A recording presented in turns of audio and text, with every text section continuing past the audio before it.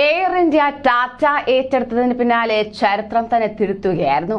അങ്ങനെ ടാറ്റയുടെ കൈകളിൽ എയർ ഇന്ത്യ ഭദ്രമെന്ന വാർത്തകൾക്ക് പിന്നാലെ ഇതാ മറ്റൊരു സന്തോഷ വാർത്ത കൂടി. ഇന്ത്യയിലെ പ്രമുഖ വിമാന കമ്പനികളായ എയർ ഇന്ത്യയും വിസ്താരയും ലയിക്കുന്നതായുള്ള റിപ്പോർട്ടുകളാണ് ഇപ്പോൾ പുറത്തുവരുന്നത്. വിസ്താരയുടെ ഉടമസ്ഥരായ ടാറ്റ സൺസും സിംഗപ്പൂർ എയർലൈൻസും ഇത് സംബന്ധിച്ച് ധാരണയിലെത്തിയിട്ടുണ്ട്. 2024 മാർച്ചിലാണ് ലയന നടപടികൾ പൂർത്തിയാകുക. എയർ ഇന്ത്യയുടെ നിലവിലെ ഉടമസ്ഥർ ടാറ്റയാണ്. വിസ്താരയുടെ ഓഹരിയിൽ വലിയൊരു ഭാഗം സിംഗപ്പൂർ എയർലൈൻസിന്റെ കൈവശമാണ് ഇരിക്കുന്നത്. 2000 കോടിയുടെ ഓഹരിയാണ് സിംഗപ്പൂർ എയർലൈൻസിനുള്ളതെന്നാണ് അറിയാൻ കഴിയുന്നത്. ഏകദേശം 25% വരുന്നത്. അവരാണ് പുതിയ ലയന വിവരം പുറത്തുവിട്ടുകൊണ്ട് രംഗത്തെത്തിയിരിക്കുന്നത് എന്നത് ശ്രദ്ധേയം തന്നെ. ലയനം സാധ്യമാകുന്നതോടെ കൂടുതൽ റൂട്ടുകൾ എയർ ഇന്ത്യയുടെ പരിധിയിൽ വരുമെന്നതിലും സംശയമില്ല. അങ്ങനെ ടാറ്റ ഗ്രൂപ്പിനെ സംബന്ധിച്ചിടത്തോളം എയർ ഇന്ത്യയിലും വിസ്താരയിലും ഓഹരിയുമുണ്ട്. അതുകൊണ്ട് തന്നെ ലയനത്തിന്റെ വലിയ നേട്ടം ടാറ്റയ്ക്കായിരിക്കുമെന്നതിൽ സംശയമില്ല. ഇന്ത്യയിലെ ഏറ്റവും വലിയ വിമാന കമ്പനിയാണ് എയർ ഇന്ത്യ. 218 വിമാനങ്ങളാണ് കമ്പനിക്ക് കീഴിൽ ദിനംപ്രതി സർവീസ് നടത്തിയിരുന്നത്. ഇന്ത്യയിലെ ഏറ്റവും വലിയ അന്താരാഷ്ട്ര വിമാന കമ്പനിയും എയർ ഇന്ത്യ തന്നെ. എന്നാൽ ആഭ്യന്തര സർവീസ് രംഗത്ത് 2ാം സ്ഥാനമാണ് ഇവർക്ക് ഉള്ളത്. എയർ ഇന്ത്യയും വിസ്താരയും ലയിക്കാൻ തീരുമാനിച്ചിരുന്നുവെങ്കിലും സർക്കാരിന്റെ അനുമതി ലഭിക്കേണ്ടതായുണ്ട്.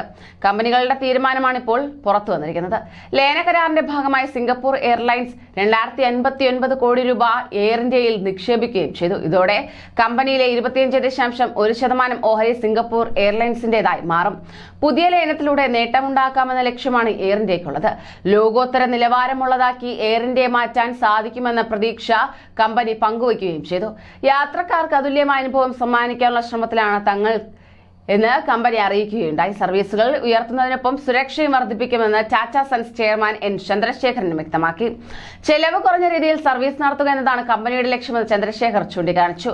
നേരത്തെ സർക്കാർ ഉടമസ്ഥതയിലായിരുന്നു എയർ ഇന്ത്യ. 2022 ജനുവരി 27 കമ്പനിയുടെ 100% ഓഹരിയും ടാറ്റ സൺസ് സ്വന്തമാക്കിക്കൊണ്ട് രംഗത്തെത്തിയത്. എന്നാൽ വിസ്താരയിൽ ടാറ്റയ്ക്ക് 51% ഓഹരിയാണ് ഉണ്ടായിരുന്നത്. ബാക്കി സിംഗപ്പൂർ എയർലൈൻസിനുമായിരുന്നു. അങ്ങനെ പുതിയ ലയനത്തോടെ വിമാന സർവീസുകളിൽ എയർ ഇന്ത്യക്ക് മേൽക്കൈ ലഭിക്കുമെന്ന് ഏകദേശം ഉറപ്പായി. ഇതിന്റെ ഗുണം യാത്രക്കാർക്ക് ലഭിക്കുമോ എന്നാണ് ഇനി അറിയാനുള്ളത്. പശ്ചിമേഷ്യ, ഏഷ്യ, യൂറോപ്പ് എന്നിവിടങ്ങളിലേക്കാണ് എയർ ഇന്ത്യയുടെ പ്രധാന സർവീസുകൾ നടക്കുക. പ്രവാസികൾ വലിയ തോതിൽ ആശ്രയിക്കുന്നതും എയർ ഇന്ത്യ തന്നെയാണ്. അതെ, വിസ്താരയിൽ സിംഗപ്പൂർ എയർലൈൻസ് നിക്ഷേപം നടത്തിയത് 2013 ഇതിനുശേഷം ടാറ്റയുമായി കൂടുതൽ സഹകരിച്ച് പ്രവർത്തിക്കാൻ ആരംഭിക്കുകയായിരുന്നു. ഇന്ത്യൻ വ്യോമ മേഖലയിൽ വലിയ ഇടപെടൽ നടത്താൻ കമ്പനിക്ക് സാധിക്കുകയും ചെയ്തു. ഇപ്പോൾ എയർ ഇന്ത്യയുടെയും ഭാഗമാകുകയാണ്. ആഗോളതലത്തിൽ പ്രമുഖ കമ്പനിയായി ഇനി എയർ ഇന്ത്യ മാറുന്നത് Singapore airlines CEO go Joon Hong ചൂണ്ടിക്കാണിച്ചു. അങ്ങനെ ഇതാ പ്രവാസികൾക്കും സന്തോഷ വാർത്തയാകുകയാണ് എയർ ഇന്ത്യ വിസ്താരയുടെ ഈ ലയനം.